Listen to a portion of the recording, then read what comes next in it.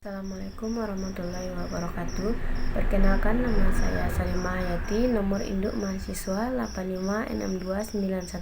8562911128. Pada hari ini saya akan melaksanakan praktikum IPA di SD pada modul 6 getaran dan bunyi pada kegiatan praktikum bagian telinga dengan kegiatan praktikum yaitu transmisi pendengaran.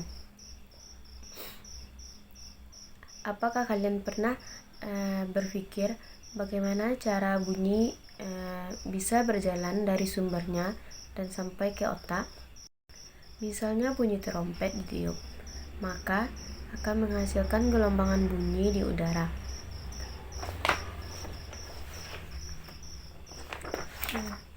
Yang pertama yaitu gelombang bunyi di udara menuju saluran telinga. Ketika trompet ditiup, maka akan menghasilkan gelombang bunyi di udara. Gelombang bunyi ditangkap oleh telinga luar yang kemudian bergerak menuju saluran sempit yang disebut dengan saluran telinga. Saluran telinga. Gelombang bunyi kemudian mencapai gendang telinga, yang merupakan saluran berukuran setengah dari uang koin. Gelombang bunyi ini membuat gendang telinga bergetar. Di sini gendang telinga. Gelombang bunyi kemudian mencapai gendang telinga, yang selanjutnya menggetarkan 3 tulang kecil, yaitu malleus, incus, dan stap. Tulang-tulang ini menguatkan atau meningkatkan getaran dari bunyi, yang kemudian meluruskannya ke koklea. Koklea berbentuk seperti siput. Koklea.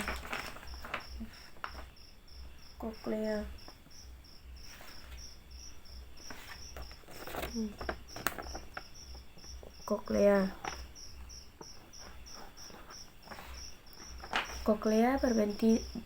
berbentuk seperti siput dan memiliki ukuran sebesar kacang tanah, sehingga sering disebut sebagai rumah siput. Koklea berisi cairan dan getaran dari bunyi membuatnya menjadi beriak dan menciptakan gelombang.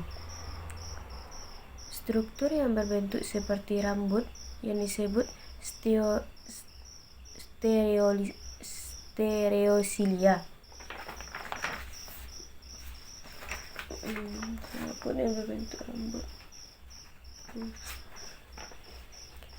Berdiri di atas sel rambut yang ada di dalam telinga, yang kemudian bergabung menjadi satu bentuk seikat sel rambut. Di dalam koklea, gelombang yang tadi menggerakkan sel rambut. Ikatan rambut di puncak sel rambut mengubah getaran ini menjadi sinyal listrik.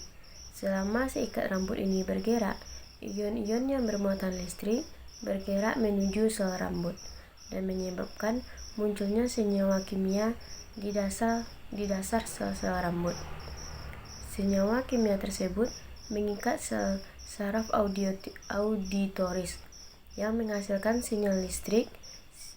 Sinyal tersebut bergerak sepanjang sel saraf auditoris menuju ke otak. Saraf auditoris.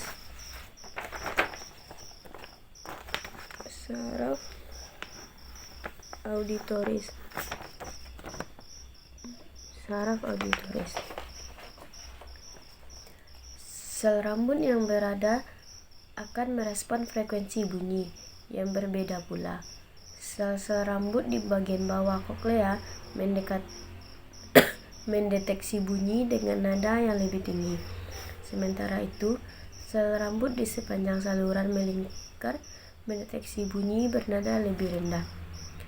Nah, sedangkan di bagian paling puncak dari spiral koklea, sel rambut mendeteksi bunyi dengan nada paling rendah seperti tuba. Selanjutnya, sel saraf auditoris membawa sinyal listrik ke otak, dan menafsirkan pesan sebagai bunyi yang bisa kita mengerti dan nikmati. Itulah hasil praktikum saya pada hari ini. Kurang dan lebih saya mohon maaf. Assalamualaikum warahmatullahi wabarakatuh.